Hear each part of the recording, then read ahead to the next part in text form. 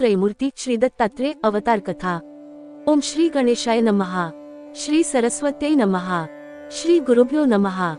श्री कुलदेवतायै नमः। श्रीपाद श्रीवल्लभ श्री नृसिंह सरस्वती दत्तात्रेय सद्गुरुभ्यो नमः। त्रयमूर्ती श्री दत्तात्रेयांचा अवतार कसा झाला ते मला सविस्तर सांगा, असे नामधारकाने विचारले असता सिद्धयोगी म्हणाले, नामधारका, तू फार चांगला प्रश्न विचारला आहेस। तू प्रश्न विचारल्यामुळे मला ती कथा पूर्ण आठवत आहे। प्रथम मी तुला अत्रि ऋषी कोण होते ते सांगतो। सृष्टी निर्माण होण्यापूर्वी सर्व जलमय होते, त्यात हिरण्यगर्भ झाले, तेच रजोगुणापासून निर्माण झालेले ब्रह्म, त्यालाच ब्रह्मांड म्हणतात। मग त्याचे दोन तुकडे झाले व तेथे वरती आकाश, खाली भूमी असे दोन भाग झाले। ब्रह्माने तेथे 14 भुवने निर्माण केली, 10 दिशा, मन, बुद्धी, वाणी आणि कामक्रोधादी षड्विकार उत्पन्न केले। मग सृष्टीची विस्तृत रचना करण्यासाठी मरीची, अत्रि, अंगिरस, पुलस्त्य, क्रतु आणि वसिष्ठ असे 7 मानसपुत्र निर्माण केले। त्या सप्तर्षीपैकी अत्रींची पत्नी अनसूया ही श्रेष्ठ पतिव्रता होती, साक्षात जगदंबाच होती। तिच्या लावण्यरूपाचे वर्णन करता येणार नाही। थोर पतिव्रता असलेल्या तिची पतिसेवा पाहून ही स्वर्गाचे ऐश्वर्य घेईल की काय अशी सर्व देवांना भीती वाटू लागली। मग इंद्रादी सर्व देव ब्रह्मा, विष्णू, महेश या त्रिदेवांना भेटले। त्यांनी अत्रि, अनसूया यांची सगळी हकीकत सांगितली। इंद्र म्हणाला, महातपस्वी अत्रींची पत्नी अनसूया असामान्य पतिव्रता आहे। ती काया वाचा मनाने अतिथींची पूजा करते, ती कुणालाही विनमुख करीत नाही। तिचे अलौकिक आचरण पाहून सूर्य सुद्धा तिला घाबरतो। तिला उन्हाचा त्रास होऊ नये म्हणून तो मंदमंद तापतो। तिच्यासाठी अग्नी थंड, शीतल होतो, वारा सुद्धा भीतीने मंदमंद वाहतो। तिच्या पायांना त्रास होऊ नये म्हणून भूमी मृदू होते। ती शाप देईल अशी आम्हा सर्वांना भीती वाटते। ती कोणत्याही देवाचे स्थान हिरावून घेईल असा तिच्या पुण्याचा प्रभाव आहे। यावर काहीतरी उपाययोजना करा, नाही तर स्वर्ग तर जाईलच, शिवाय आम्हाला तिच्या दारात सेवाचाकरी करत राहावे लागेल। देवांचे गाऱ्हाणे ऐकताच ब्रह्मा, विष्णू, महेश भयंकर रागावले आणि म्हणाले, चला आत्ताच आपण तिच्याकडे जाऊ। तिच्या पातिव्रत्याचा भंग करून तिला पृथ्वीवर ठेवू, नाहीतर यमलोकाला पाठवू। असे बोलून त्यांनी सर्व देवांना निश्चिंत राहण्यास सांगितले। मग सती अनसूयेचे सत्व पाहण्यासाठी ब्रह्मा, विष्णू, महेश यांनी भिक्षुकाचा वेश धारण केला। मग ते तिघेजण अत्रि ऋषींच्या आश्रमात आले। त्यावेळी अत्रि ऋषी अनुष्ठानासाठी बाहेर गेले होते। अनसूया आश्रमात एकटीच होती। ते अनसूयेला हाक मारून म्हणाले, माई, आम्ही ब्राह्मण अतिथी म्हणून आलो आहोत। आम्हाला अतिशय भूक लागली आहे, आम्हाला भिक्षा वाढ।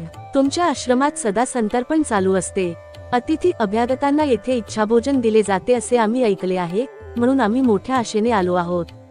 आम्हाला लवकर भोजन दे, नाहीतर आम्ही परत जातो। 3 भिक्षेकरी आपल्या दारात आलेले पाहून अनसूयेला आनंद झाला। तिने त्यांचे स्वागत करून त्यांचे पाय धुतले, बसावयास दिले, त्यांना अर्घ्यपाद्य देऊन गंधाक्षत पुष्पांनी त्यांची पूजा केली। मग हात जोडून म्हणाली, आपण स्नान करून या, तोपर्यंत पाने वाढते। तेव्हा ते भिक्षुक म्हणाले, आम्ही स्नान करूनच आलो आहोत, आम्हाला लवकर भोजन दे। ठीक आहे असे म्हणून अनसूयेने त्यांना बसावयास पाठ दिले, पाने मांडली व अन्न वाढावयास सुरुवात केली। तेव्हा ते भिक्षुक म्हणाले, माई, आम्हाला असे भोजन नको, आम्हाला इच्छाभोजन हवे आहे। तुझ्या सौंदर्याची कीर्ती आम्ही ऐकली आहे, तुझे विवस्त्र सौंदर्य पाहावे अशी आमची इच्छा आहे, म्हणून अंगावर वस्त्र न ठेवत आम्हाला भोजन वाढ, नाहीतर आम्ही परत जातो। त्या भिक्षुकांचे हे शब्द ऐकून अनसूया आश्चर्यचकित झाली। ती परमज्ञानी सती साध्वी होती। तिने ओळखले, हे कोणी साधे भिक्षुक नाहीत, आपली परीक्षा पाहण्यासाठी हे देवच आले आहेत, नाहीतर अशी विचित्र मागणी कोण कशाला करील। आता हे परत गेले तर पतीच्या आज्ञेचा भंग होईल, विवस्त्र होऊन भोजन वाढले तर पतिव्रतेचा धर्म मोडेल। माझे मन निर्मळ आहे, पतीचे तपोबळच मला या संकटातून तारून नेईल। असा विचार करून अनसूया त्या भिक्षुना तथास्तु असे म्हणून आत गेली। तिने आपल्या पतीचे स्मरण केले, पतीची मनात पूजा केली। मग तीर्थाचे भांडे बाहेर घेऊन आली। तिने आपल्या पतीचे एकदा स्मरण केले आणि ते तीर्थ तिघा भिक्षुकांच्या अंगावर शिंपडले। आणि काय आश्चर्य, त्याच क्षणी त्या 3 भिक्षुकांची 3 तेजस्वी सुंदर बाळे बनली। मग स्वतःला सावरून ती त्या बाळांना मांडीवर घेऊन थोपटू लागली, अंगाई गीते गाऊ लागली। ती बाळे भुकेने व्याकुळ होऊन रडत होती। त्यांना आता अन्नाची क्षुधा नव्हती, त्यांना हवे होते ते आईचे दूध। त्याचवेळी अनसूयेला वात्सल्याने पान्हा फुटला। तिने एकेका बाळाला स्तनपान देऊन शांत केले। मग तिने त्या बाळांना पाळण्यात ठेवून झोपविले। अवघ्या विश्वाची उत्पत्ती, स्थिती व लय करणारे ब्रह्मा, विष्णू, महेश हे त्रिदेव अनसुयेच्या तपोबलाने तिची बाळे झाली. तिच्या स्तनपानाने त्यांची भूक शमली. दुपारी अत्रि ऋषी अनुष्ठान संपवून आश्रमात परत आले. पाळण्यातील 3 बालकांना पाहून त्यांना आश्चर्य झाले. अनसुयेने त्यांना सगळी हकीकत सांगितली. ही 3 बाळे म्हणजे ब्रह्मा, विष्णू, महेश हे त्रिमूर्ती आहेत हे अत्रि ऋषींनी अंतर्ज्ञानाने ओळखले. तेव्हा ब्रह्मा, विष्णू, महेश अत्रि ऋषींपुढे प्रकट झाले. वर माग असे ते अत्रींना म्हणाले. तेव्हा ते अनसुयेला म्हणाले, त्रिमूर्ती आपल्यावर प्रसन्न झाले आहेत. इच्छा असेल तोवर मागून घे. तेव्हा अनसुया हात जोडून म्हणाली, नाथ, हे तिन्ही देव तुमच्या तपश्चर्येने प्रसन्न होऊन येथे आले आहेत. तुम्ही त्यांच्याकडून पुत्र मागून घ्या. अत्रि म्हणाले, हे देवश्रेष्ठांनो, तुम्ही बालरूपाने माझ्या आश्रमात आलात तर पुत्ररूपाने येथेच राहा. तेव्हा तथास्तु म्हणून तिन्ही देव स्वस्थानी गेले. मग ब्रह्मदेव चंद्र झाला, श्रीविष्णू दत्त झाला आणि महेश दुर्वास झाला. काही दिवसांनी चंद्र व दुर्वास मातेला म्हणाले, आम्ही दोघे तपाला जातो. तिसरा दत्त येथेच राहील. तोच त्रिमूर्ती आहे असे समज.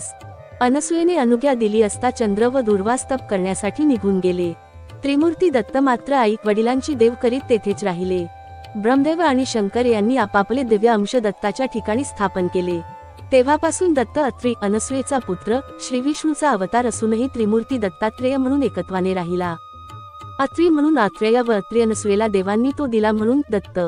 तो दत्तात्रेय महाप्रभू हाच गुरुपरंपरेचे मूळ पीठ आहे.